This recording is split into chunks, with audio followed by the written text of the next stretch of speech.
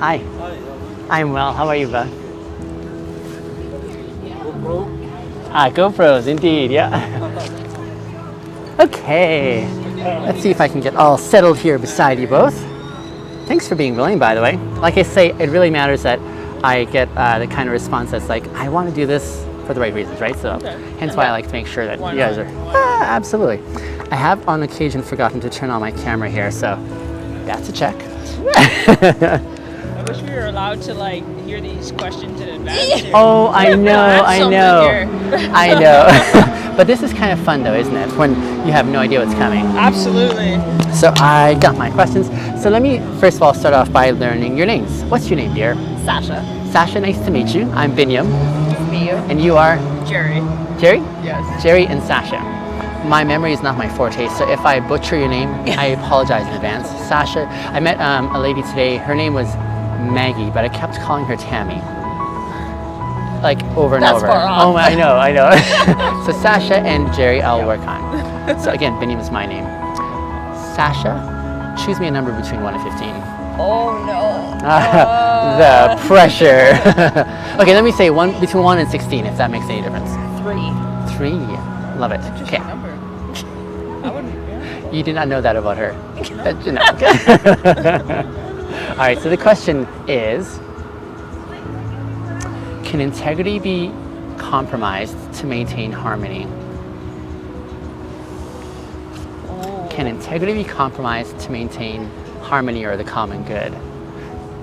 So I like to backtrack usually from the question and say, let's talk about integrity and what it means to us first. So if you were to think of the word integrity, like, how would you define it? How would you describe what it looks like or feels like? I feel like integrity comes from your morals, and honestly, I think that's what it comes from. And related to the question, I think absolutely it can be compromised to create harmony, depending on the type of person you are. Gotcha. Honestly. Gotcha. I'm an introvert, so I don't like to create a lot of conflict or be a part of a lot of conflict. So whether or not anything is funny, you know. It's a great we've setup. just gone through a little bit of conflict, but Gotcha. like whether or not I think it's wrong or right. Actually, one of my best friends is coming here now, and we have different views and political views and stuff like that. But I don't put myself in a position to prove that I'm right, depending on the person I'm with. Honestly, if I feel comfortable that I'm able to do that, I do it. But like my best friend comes with a lot of knowledge in a lot of things, so it's kind of like an intimidating thing. And it's like, even though I still have my morals and my beliefs, I don't come with a lot of like facts and knowledge to back up exactly how I'm feeling or what I'm saying. It's just kind of like about how I grew up and just how that kind of stuff. So like I will generally just kind of like take a step back to just create that, and that's why we're best friends. It's like we know what we can and cannot talk about. And we just kind of let it be. And so Jeri, it almost sounds like you make space for each other's differences. Is that what you're saying? Yeah, and it may not be necessarily compromising my integrity, but it's definitely, I don't feel great about it all the time. Gotcha. Because like I don't necessarily talk about what I do believe in and my morals and my ethics and stuff like that. So just to keep the peace. Yeah. You know, she's one of my best friends. And why do I need to create that conflict? Right? We have other things that we can agree on. I don't have to agree on everything. So that's Cool. Sasha, give me your take. Actually, I agree with that. Like, there's a lot of things that I won't discuss with other people, and just like politically, anything like that, or any controversial. Exactly. I will not talk about. I just keep my mouth shut and I keep it to myself because I just don't want to cause a huge conflict between friends or other people, and I just don't have the time for arguments like that. Gotcha. Yeah. There's something about what you both were sharing where there's a component of integrity that involves vulnerability in sharing those parts where you're like, ooh, this is kind of sacred, but it's not always seen in the same way by everyone around you. And so there's some sense where you're saying, I don't want to rock the boat unnecessarily. Is that what you're saying? It really I think for me, it kind of depends on my relationship with the person. Especially like my best friend. Like I don't need to, burn those bridges with that person. They're my best friend for a reason. Sure. But if it's someone that's gonna come at me and attack me for my views and my morals, then sure, I'm gonna step up and I'm gonna defend myself. Yeah. But like if we're coming from respectful places, I think that's the difference. It's like if we're coming from a place of respect and understanding for each other and wanting to listen instead of just coming in combative. Yeah, I hear you. I agree. Yeah. Is there a difference in the kind of integrity you share with people then? Like, this is a best friend you were saying, for example. Sounds like there's history. Even before the two of you, I'm guessing. And yet there's still no-go zones that you're like, I value this, so I don't want to engage in this. You know what I'm saying? Yeah, we don't talk societal or political views with each other. Yeah. That's just where we differ. Yeah. We kind of understand that about each other. Even when we do talk about it, we can keep it at a minimum because we're not near to argue with each other. But we generally steer away from those kind of conversations. I guess there's a component of self-awareness at play there where you're like, I know what my values are, and I know what I want, and I know what I don't want to sacrifice for getting what you want, I guess, right? So self-awareness is a huge part, eh? Yeah. Cool. How are you enjoying the conversation so far? This is pretty epic, isn't it? Like, this is like, you guys are like, oh, that's digging deep, right? Yeah, absolutely. Yeah, so again, it wasn't about performance, it's more about where are you at? What are your experiences you're bringing to the fore, So thank you for sharing that. Yeah, thank you. May I press a little further? Sure, okay. Why not? So, like I said, the theme of my podcast is primarily for young men. How can young men experience living with integrity or even have access to it? In general, when you guys consider sorry, I'll just wait for the loud noises to pass by. A little bit quieter there. These conscientious. When you, in your observation, in general, when you see young men in culture, do you feel young men are nailing it in integrity, or do you find them experiencing challenges along the way? I would say that all depends on where they are. Okay. Like location. Yeah. People that are around. Yeah. Gotcha. Okay. I think it's definitely challenging right now for them. A lot of them. I'm just gonna kind of go back to social media, being a part of these groups and listening to dating stories and stuff like that. And it just seems like a lot of men are on this. We haven't been able, even women in general, I think, us individuals haven't been given the opportunity to learn how to deal with our emotions in a healthy way. And I think that's a huge role for men. Is we're not taught that. We're not given that opportunity. So, especially growing up, we're really struggling. And I'm listening to all of these dating stories, honestly, and it's just like, even honestly myself, I get mad and I fly off the handle a little bit because I don't know how to control that rage. I've never really, and it's up to me to find the help and the resources to do that, right? Nobody's gonna give me that. So it's up to myself to go and reach out and get that help. Sure. But then also do the work that comes with, okay, I can talk about it, but how do I deal with it the next time coming around? And I don't think that a lot of young individuals, I guess specifically men, because it's I'm very masculine presenting, so I can understand that it's it feels like a weakness, right? You feel like we're meant to be tough and protecting, but we don't understand what we're protecting. Honestly, it's just I can go and beat up this next dude, but it's but that's not protection. It's a very different thing, and it's just that security part. We don't understand it, and we're not given the resources unless we. I got fortunate enough that I had somebody in my life previously that was very in social work. So she had those resources for me to be able to reach out. But up until then, I'm 32 years old and I'm still oh, okay. This is new. I got to start dealing with this at this age. So it's just it wasn't until recently that I was able to, be presented with those opportunities. So I think earlier, even in school, I think it has to start in school where we're taught so many of these things where it's it's not relevant to our lives when we're growing up. And so it's there's just so many things that can change in the schooling where it's we do need to learn how to deal with everyday issues that are arising, and we're just not given those resources, unfortunately. And that doesn't just go along like for men or boys or whatever. It goes along for women and girls as well. Across the board. There's not enough like out there for any of them to get the help or to get the questions answered or While not diminishing what you guys have said, because I totally agree, do you feel that women do better at that expression than guys in general? No. No. Okay. Okay.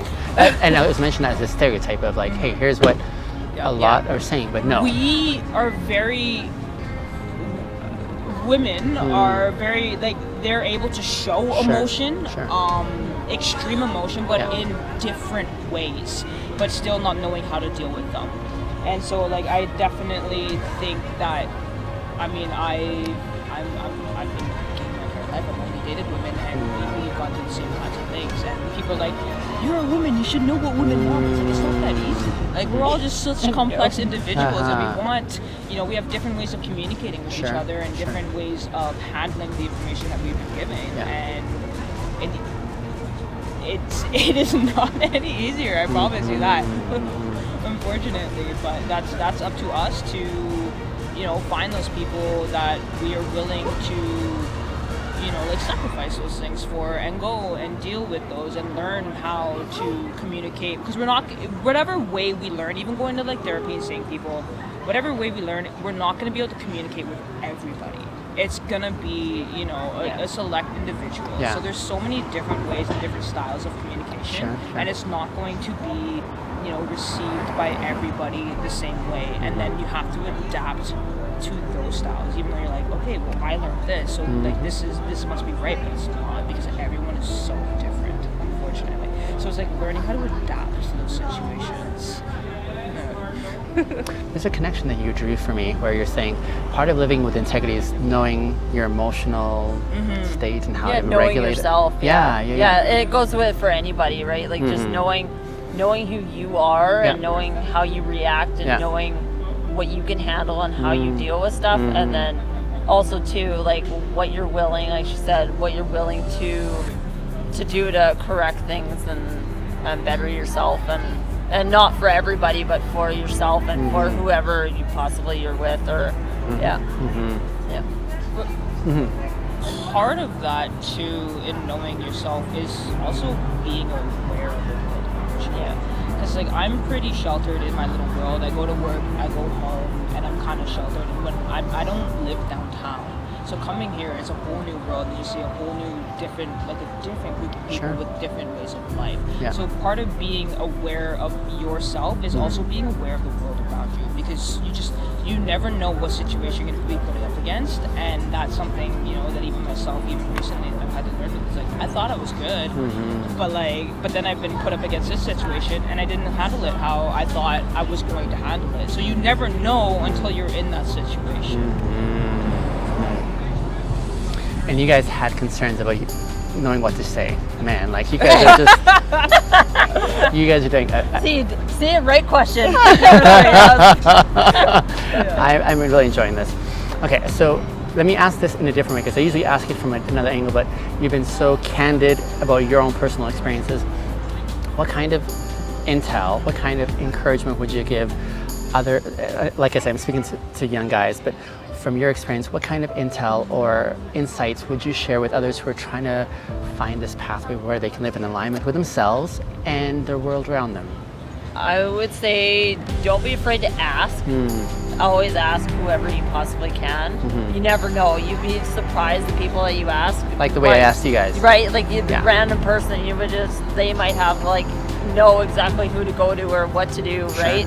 Or have the life experience that you're experiencing, right? Networking. So yeah, always ask, that kind of thing. I think for me, a big thing is not being afraid to be humble. Yeah, too. Like, there's a lot of, when taking accountability for your actions, there is so much humbling that comes with that. And letting go of that ego and letting go of that self-righteousness. Because a lot of that, I find that a lot of what we've been taught lately is like, you need to take care of you first before you take care of everybody else. And like, there is some truth in that, but it's not just that, because it turns into a like me situation, as opposed to like, no, like, we are like a community, like almost having to bring that community sense back. And it's like, it's not just about me. Like, yes, I have to be good for me, but I have to be good for me because I have to give back to the people in my life. It's not just about me. So that humbling, and it's a very hard pill to swallow sometimes, and that vulnerability, it is very hard. But I think especially now at this day and age, if there ever is a time that we are allowed to do that, and especially young men are allowed to do that, it is now.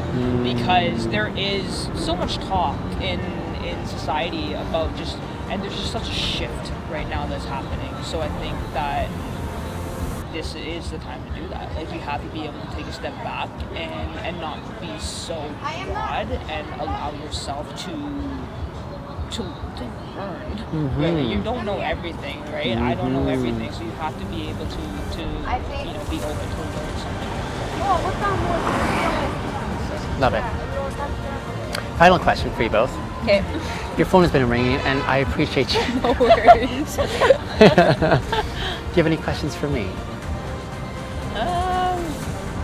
Why did you decide to do this podcast? Personal experience, painful personal experience. I was gonna say living without it for many years. Yeah. Discovering what living with it could look like late in life. Having a desire for other guys who are where I once was, not having to go through losing out on so much life, but having maybe an easier access point if they come across what I post and share online. So desire really to say, this is worthwhile because it not only benefits you personally, but also those who are around you, and collectively, like, making a better world. And I'm an optimist, a realistic optimist, I believe, but still I like striving for what could be. So. Yeah, being realistic is definitely crucial right now, because I think there's so much, and it's like, a lot of it for me, it's like, it could be realistic one day, but just there's so much pressure right now, and it's like, is this realistic for this next year or following? It's like, you know what, yes, there is some realism behind it, but it's like, but it is like kind of a natural instinct to fight back when something's pushed, right? So it's like, if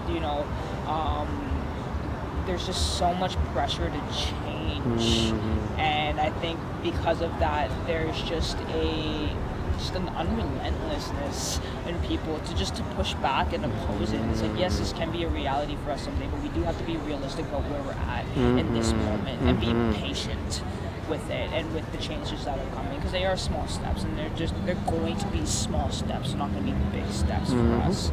So I think that's really like crucial. And like, you know, doing a podcast is a big thing. Like, I listen to a lot of podcasts myself at work, and it's definitely, it sticks with you. Sometimes you just hear that one thing that's said, and that sticks with you and resonates, and it kind of pushes you to whatever way. So I think definitely doing podcasts is a pretty big thing. It's definitely a good way to communicate and to get out to a lot of different people that you wouldn't normally. Like I said, like, asking those questions and like finding those people that, you know, have had those life experiences, and being you know, when they hear your podcast going, oh, that's what I'm going through, I can reach out and get the help that I need. Or Love it. Sasha? Yes. Jeri, is it Jeri with an I or a Y? I put I, Jeri. Just one R too. Yep. Good to know. It's been so nice to meet you both. Yes, Thank you for taking the time. Thank you. I really appreciate it. I'm glad you said yes. Yeah, me too. It was a good time. Actually. I'm glad you approve.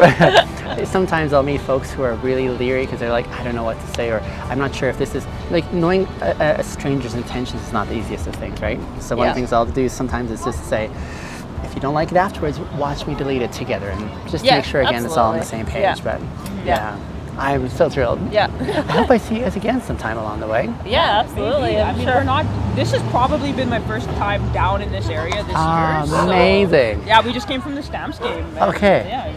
I live like not too far from here. I love the busyness. I like being around people in general, but That's fair. This is my stomping ground. I'm way down south, so That's where I work. I work downtown though, so like Oh, I get no my way. fix. I get my fix. during And then the you day. go back home. Yeah, absolutely. That's right. Sasha, on. Jeri, do Yes. you remember my name? Benny. Biniam. Benium? A bin full of yams will Biniam. get you to Biniam. A bin and a yam together, Biniam. Okay. Okay. And then my name on YouTube, where you can find this in maybe a week's time, just over a week's time. Okay. Biniam asterisk ASRESS. Biniam. Okay. Okay. Yeah. Okay. Good to know. I'll You subscribe do. to that. I appreciate that. Perfect. Thank you so Awesome. much. Ladies, thanks again. Yes, have a good Okay. day. Awesome. It was nice cheers. to meet you. Likewise, darling. good night, Thank sir. you. Nice to meet you as well. Likewise, my Nice to dear. meet you. Goodbye, Sasha. Bye.